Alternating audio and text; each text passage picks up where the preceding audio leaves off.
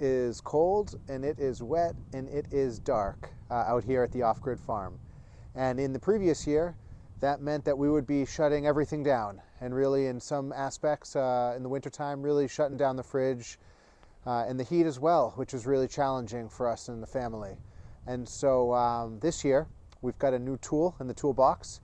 We just picked up a used Hyundai Ioniq 5 and ordered the vehicle to load Hyundai adapter, and we're going to be driving it over to the solar shed and plugging it into our manual transfer switch.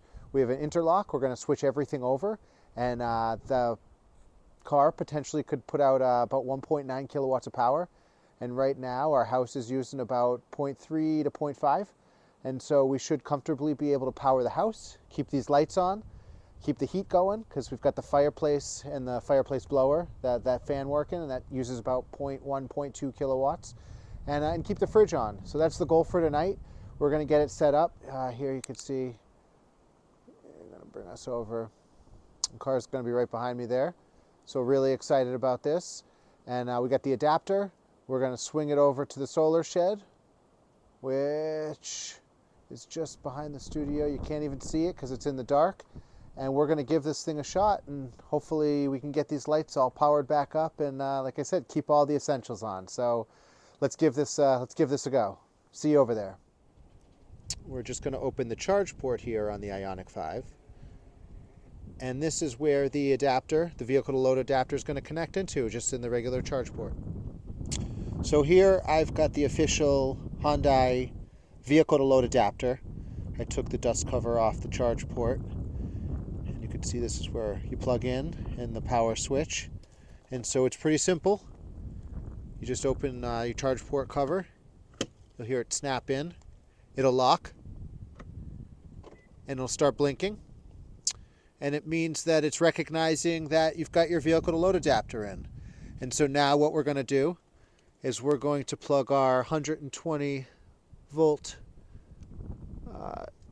extension cord into there, and we're going to plug the other end of it into our manual transfer switch, which is right here. So I've done that part. This is a twist lock cable, and then we've got a dog bone that's going to convert it to the 3-prong plug that we need to plug it into the vehicle to load. And the next step is just to take our regular heavy-duty power cord, make sure you get this outdoor rated, and we plug it in like so, and we just close the cover on this thing. And then we should push the button, and you see the green light will come on. Recognizes the vehicle to load adapter. So now we have the Hyundai adapter hooked up to the Ioniq 5, and the vehicle to load is enabled, as you can see with the green light and the blinking indicator. This indicator is kind of nice because it does give you basic, like a general percentage, a state of power. I think each bar is around 10%. So it gives you a general sense of what percentage realm you're in, which is really handy. That's one of the nice exterior features, exterior indicators of power that we definitely are going to take advantage of. So everything's hooked up and ready to go, and excited to test this out. So here we are in the solar shed. As you can see, the electric fence is working, keeping the cows in. This gray panel is actually the main panel to the house. Even though there are not a lot of circuits in here, because we feed another panel with the main, this 200 amp main, the same panel exists in our house. So we can control all of the circuit breakers, and we're able to have a little bit more ability to determine what's powered on and what's powered off. But what we've done here is put the interlock switch in, as you can see. And so this main panel actually has to be off in order for the generator plug to be cycled on. And instead of the generator, we're actually going to be hooking up the Ioniq 5 and seeing if that can do basically what our gas generator can do and power our house.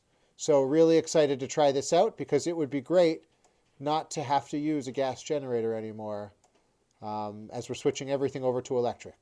So really, really excited about this. I think it's also worth noting here that I am going to shut down the solar breaker and the energy storage disconnect on the Tesla Powerwalls and the Tesla system itself, just so there's no interference between the systems. I know nothing about electricity, or very little about electricity, but I just know that these things sometimes don't often play well together. And I'm going to do the same thing and power down the inverters, both inverters. I don't know if this makes a difference at all. I don't know if this can leak through to the system or talk to the system or confuse anything when it's entirely switched over. But we're not going to take any chances on this, especially as we're really just getting to know how this works. All right, here we go. I'm going to shut off the main. I'm going to toggle on the generator plug. And I would say it's a good sign that the electric fence is working. Maybe not a good sign for the cows, but it's a good sign for us not having to go catch them in the rain, running all over town. So super excited about that. Let's switch some things on inside and see what we've got going on. So here we are in the Ioniq 5. You could see the glow of our house is kind of in front of us. And I've got this parked in front of our solar shed. It's right next to the manual transfer switch that we installed. So as you can see, we've got a 38% charge on the battery, which translates into 92-mile range. But for our intents and purposes, we're going to be using this as our generator on wheels tonight. So we're not as interested in the miles we're going to get as we are the hours that we're going to be able to keep the lights on in our house, the fridge going, the fireplace fan blowing, so we all stay warm. It's nice because the Ioniq 5 does have this kind of home screen. You could scroll through it, check the EV setting, and you can actually set the minimum percentage of charge. So right now I set it to 20%, so that means from the 38% to 20%, that's going to give us that much power to use for the house. And that means in the morning, because we are using it all night, so it's nice not to have to worry about it. And in the morning, we know we'll still have 20% state of charge. And for us, because it's been a couple of gray days, we've pretty much depleted our power walls. It's if we needed to go on a longer trip tomorrow and we needed to find our local fast charger, because we can't rely on our solar, we want our solar to charge our power walls at the next opportunity they get with the sunshine. And tomorrow is not a guarantee of that. We could still make it to a local fast charger. So it's great. So the 20% leaves us, with enough range to get where we need to go. And that's, we could set that. So we could make it 30, 40, 50, as you could see, whatever minimum percent charge you want to set it at. So it gives you some peace of mind, particularly for people who are using this like us, and who are leaving it overnight and want to make sure that they're maintaining a charge in their vehicle so that they have that ability to access that as a tool, or as we're going to use it to go charge it up, potentially in town at one of the free chargers, or one of the fast chargers just a little bit out of town, and then bring it back. And we could bring it back and then provide however much more power we need to our house. So this is a great switchover right now. We could really use it. We've had a couple of days of rain here, and it's cold, and it's winter time. So excited to see this all transfer over and the vehicle to load work. And really excited that we have this Hyundai Ioniq 5 now in the toolbox, our generator on wheels for the off-grid farm. I think one more awesome feature here that's worth noting, super helpful for us, is that in the front of the Hyundai Ioniq 5, there's actually this indicator light. I'm going to pull back a little, you could see it. And what it does is it's got a couple of blocks to show you what your power status is. Now, it's not obviously an exact thing. It's very far from it. But it gives you a sense of if you've got 3, 4, 5 blocks of power. I think it's probably about 20% power on each one. So, we've got about 40% power, I think, in the car, and that's what it was, about 38%. So it's nice because from looking at our house out the front door, I can actually see that indicator. And it's a really good kind of visual acknowledgement that the system's still on, that we've still got power, and that it's kind of nice. It's just kind of everything's working the way it should. So it's really a great feature. You got the indicator on the actual charge port itself, which is nice when you plug in. But to have this additional indicator light come on, which I didn't know would be useful or not, but really for us and having to plug in back here is really helpful, validating to know that everything's still working at night when we could see it. So that's pretty neat. Our Ioniq 5 is still plugged into the solar shed, and it's harder to see on the camera, but I could see the indicator light is still showing that it's powering the house, which it is, which was awesome. We had the house powered by the car all night, which is really amazing. Got to actually charge up our Powerwalls a little bit and save those batteries for another great and rainy day today.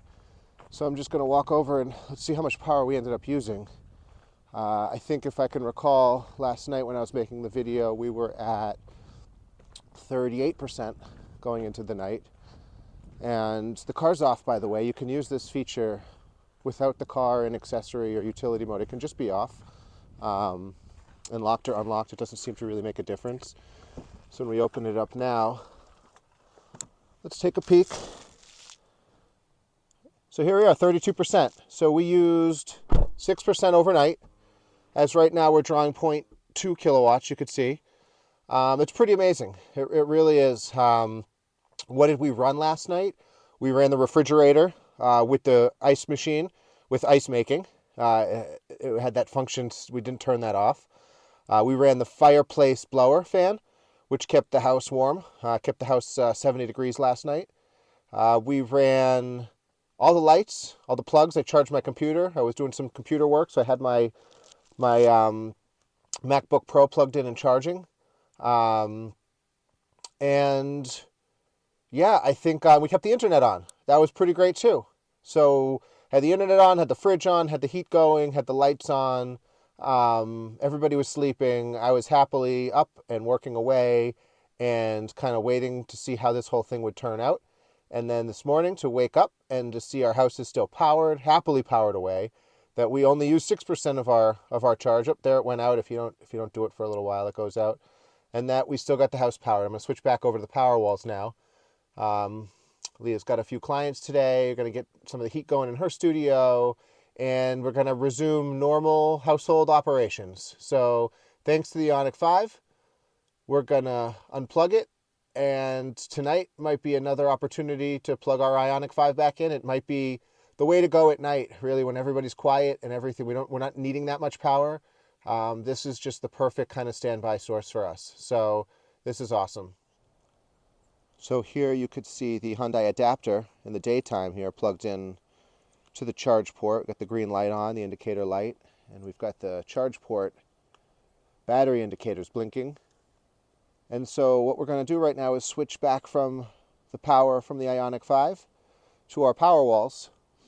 And so we're going to put it on the Powerwall first, and then we're going to take the Vita L load off of the car so that we have as minimal interruption in power as possible. Go ahead and we'll turn the Tesla system back on. And we'll go ahead and we'll turn the inverters back on.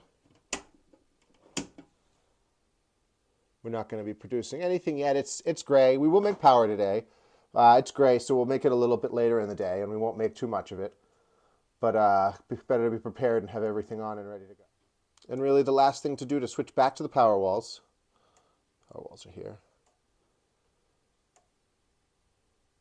Is turn off the generator plug and on the main plug. And you'll see electric fence kicks back on. It's kind of a nice indicator to have it in here because you know everything works is transferring pretty seamlessly. And then the last piece of the puzzle here is just back out at the car. The green indicator light is still on, but it's really not pushing power to anything now because we've switched the entire panel over to the Powerwalls. So what we'll do is we will just turn off the system. And the light goes out. And then we'll unlock the car. I'm just doing it with my remote. You could do it in the door too. And then this will actually be able to come loose. And then we'll just close the charge port door and we'll call it a day. We'll put all these cords away back in the shed, let them dry off, and we'll be taking them out again tonight. Super exciting. I'm doing the happy dance. I'm doing the happy dance. Because my amazing husband got the generator working to charge our solar batteries because we were out of power after many gray days here in New England. And while that's charging, he also was able to get the other generator working so that we could do the dishes. And even our dishwasher is running in our beautiful Fisher & Paykel 2-drawer dishwasher that's super efficient. And I'm sure Jonathan will fill you in on the brainy side of things of why we chose this particular dishwasher. But I'm just over here dancing and feeling the joy and wanting to share it with you.